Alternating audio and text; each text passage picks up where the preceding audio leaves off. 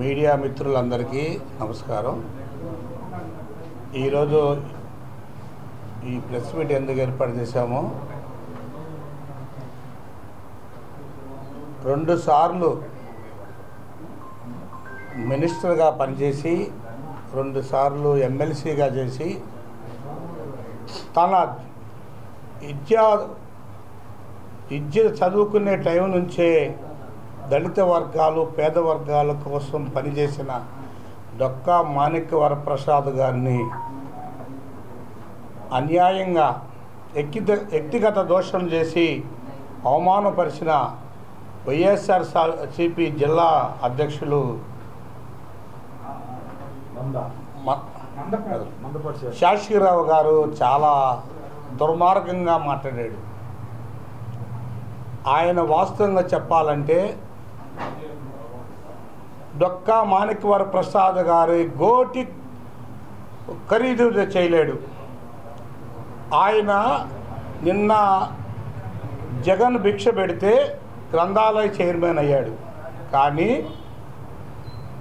డొక్కా మాణిక్య వరప్రసాద్ గారు ఆనాడు ఏబిసిడి వర్గీకరణ సమయంలో ముందుండి పోరాటం చేసి న్యాయవాద వృత్తి చేస్తూ జాతి కోసం ఎంతో పోరాడి జాతిని ఒక ఉన్నత స్థితికి తీసుకురావాలని ఆయన తన జీవితం మొత్తం అటు దళితులు కాదు పేద వర్గాలు బహుజనులందరికీ తన శక్తి సామర్థ్యాలను ఉపయోగించి పనిచేశాడు.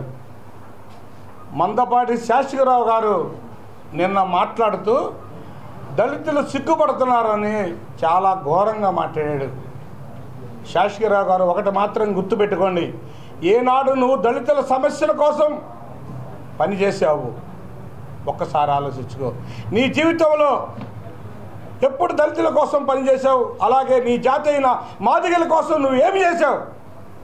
ఏబిసిడీల వర్గీకరణ కోసం అనేక ఉద్యమాలు జరిగితే ఏనాడు ఏ ఉద్యమంలో నీ పాత్ర ఉందా? మిస్టర్ మందపాటి శాషిరావు, మేము ప్రశ్నిస్తున్నాం. ప్రశ్నించే గొంతుగా కష్టపడే వ్యక్తిని నువ్వు మాణిక్య వరప్రసాద్ గారి మీద నువ్వు వ్యక్తిగత దోషణలు చేసి ఏమి సాధించావు అనుకున్నావు? నువ్వు ఏమి సాధించలేవు. నువ్వు ఆనాడు ఉద్యోగానికి రాజీనామా చేసి తెలుగుదేశంలో జాయిన్ అయితే తెలుగుదేశం టికెట్ ఇస్తారని ప్రయత్నం చేస్తే ఆనాడు నువ్వు పనికిరావని బయటకు పంపించారు తెలుగుదేశం నుంచి. ఆ తర్వాత వైసీపీ జగన్మోహన్ రెడ్డి పంచను చేరి నువ్వు కనబడినట్లుగా తిరిగి అధికారం వచ్చిన తర్వాత నువ్వు గ్రంథాలయ చైర్మన్ తెచ్చుకొని ఏదో ఇచ్చిన దానికోసం అది కూడా నీకు ఇంకా కొద్ది సమయం ఉంటుంది. ఈ ప్రభుత్వం మారింది, నీకు అది కూడా లేకుండా పోయింది. ఒకటి మాత్రం గుర్తుపెట్టుకో మిస్టర్ మందపాటి శాషిరావు గారు, రాజకీయంగా అనేక ఏమన్నా విమర్శలుంటే విమర్శించుకోగానే వ్యక్తిగత విమర్శలు చేస్తే జాతి వాడగా మాణిక్య వరప్రసాద్కి మేమందరం అండగా ఉంటాం, దేనికైనా సిద్ధంగా ఉన్నామని నీకు హెచ్చరిక పంపిస్తున్నాం మేము.